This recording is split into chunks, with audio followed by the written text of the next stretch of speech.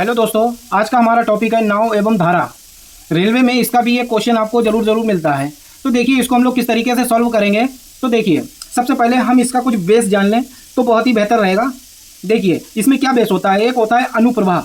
अनुप्रवाह क्या होता है, इसके अंतर्गत जिधर धारा का वेग होता है, यानी कि कोई एक नदी है, ठीक है, एक नदी है आपकी, इस तरीके से ये नदी है आपकी, इसका वेग जिधर होगा यानी कि ये नदी इधर की साइड बह रही है, उधर ही नाव जाती है, यानी कि कोई नाव है हमारी वो भी इधर जा रही है, ठीक है।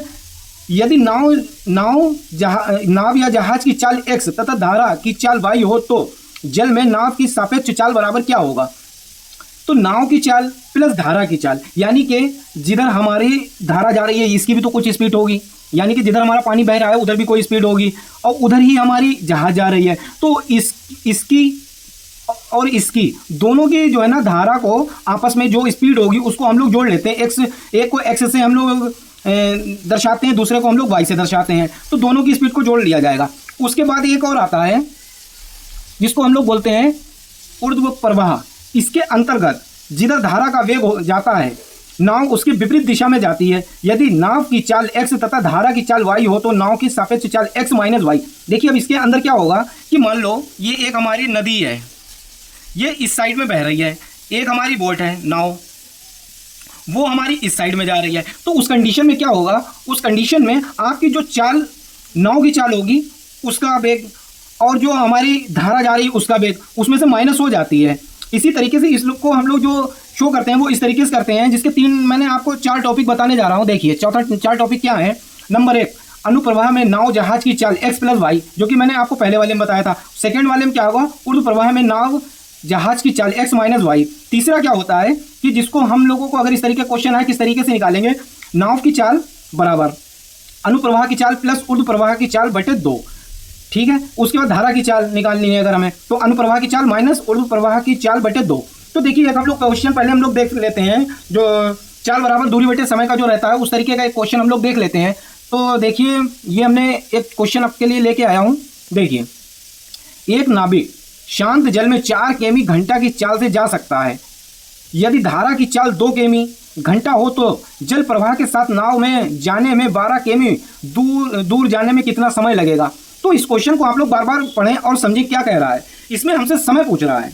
तो देखिए नाव की चाल कितनी है, सबसे पहले हम लोग लिख लेंगे, हल लिखेंगे, हल बराबर नाव की चाल। नाव की चाल को हम लोग x मान लेते हैं। x बराबर हमारा 4 किमी प्रति घंटा है।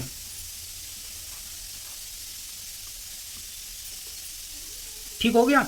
उसके बाद धारा की चाल हम लोग देख लेते हैं। देखिए इसमें धारा की चाल कितनी दे रखी है, y, इसको हम लोग ने y मान लिया। ये कितनी है, 2 किमी प्रति घंटा।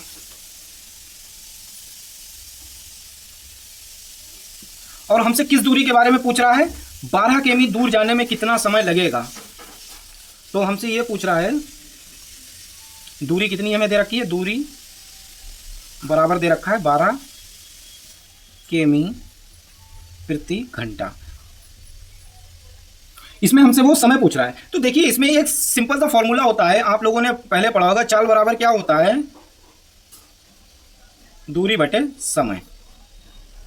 तो इस देखिए दूरी हमारे पास कितनी है, देखिए ये चाल बराबर दूरी बटे समय, और समय हमें निकालना है समय बराबर दूरी बटे चाल। तो हमारे पास दूरी कितनी है, 12 किमी की, और चाल उसने हमें कितनी दे रखी है, 4 और प्लस 6, क्योंकि जो हमने पहले वाले क्वेश्चन में पढ़ा था इन दोनों को हमने लोगों ने जोड़ लिया। तो यहाँ पर हो जाएगा 4 + 2 बराबर 12 6, ये 6/12 आ गया। अब हम लोग जब इसको काटेंगे तो 6 × 6 6 दूनी 12, तो जो हमारा समय लगेगा वो आपका लगेगा 2 घंटे। और यही हमारा इसका राइट आंसर होगा। तो आपको हमारी कैसी शॉर्ट ट्रिक लगी मुझे जरूर कमेंट करके बताएं। एक क्वेश्चन हम लोग और देख लेते हैं। तो देखिए हमारा सेकंड क्वेश्चन है, एक नाविक स्थिर जल में 7 किमी घंटा की चाल से नाव चला सकता है। यदि धारा की चाल 3 किमी घंटा है तो नदी के साथ 20 किमी जाने तथा वहां से वापस आने में कितना समय लगेगा। तो देखिए इसमें उसने हमसे अनुप्रवाह में भी पूछा है और ऊर्ध्व प्रवाह में भी पूछा है। तो देखिए सबसे पहले हम क्या निकालना है, इसका हम लोग जो है ना सबसे पहले दूरी को देखते हैं क्या है। तो माना दूरी बराबर d, ठीक है। नदी की अनुप्रवाह कितना होगा 7 और प्लस 3 बराबर कितना हो गया 10 किमी प्रति घंटा, ठीक है। और अब वो जब वापस आ रहा है तो जो है ना उसके जब वो वापस आएगा तो धारा के ये समझ लीजिए कि विपरीत आएगा। तो ठीक है, उसका भी हमें लोगों को हमने पढ़ा क्या था, नदी की ऊर्ध्व प्रवाह चाल। उसमें क्या करते हैं x माइनस वाई हम लोग करते थे, तो इसमें हम लोग क्या कर देंगे 7 माइनस 3 बराबर 4 किमी, वापस भी उसको आना है। तब देखिए क्या होगा 20 किमी उसको जाना, 20 किमी जाने तथा वहां से वापस आने में कितना समय लगेगा। अभी हम इसमें जो हमसे समय पूछ रहा है, तो देखिए 20 किमी उसने हमें दूरी दे रखी है, 20 किमी जाने में लगा समय बराबर 20 किमी जाने में और आने में लगा समय। तो देखिए बराबर, अब इसमें क्या होगा आप लोग देखिए, इसकी कैलकुलेशन किस तरीके से करेंगे।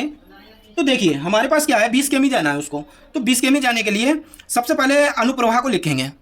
तो देखिए क्या लिखना है हमको 20/10, ये हमारा इसका हो गया, प्लस अब नदी के ऊर्ध्व प्रवाह चाल निकालनी है, तो ये हमारा हो जाएगा 20/4।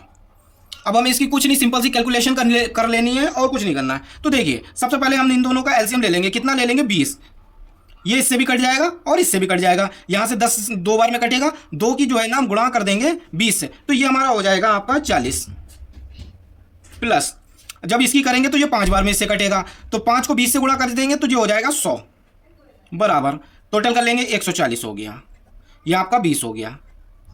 अब देखिए 1 0 से 1 0 कैंसिल हो गया, 2 एकम 2, 2 सत्ते 14, तो जो हमारा जाने में 20 किलोमीटर जाने में समय लगेगा वो हमारा लगेगा 7 घंटे। यही हमारा इसका राइट आंसर हो जाएगा। और हमारी वीडियो को लाइक और सब्सक्राइब करना मत भूलें। फेसबुक से देख रहे हैं तो इसको हमारे फॉलो कर लें, और अगर हमारे चैनल शबी टॉय से देख रहे हैं तो उसको सब्सक्राइब कर लें। अब की बार रेलवे पार।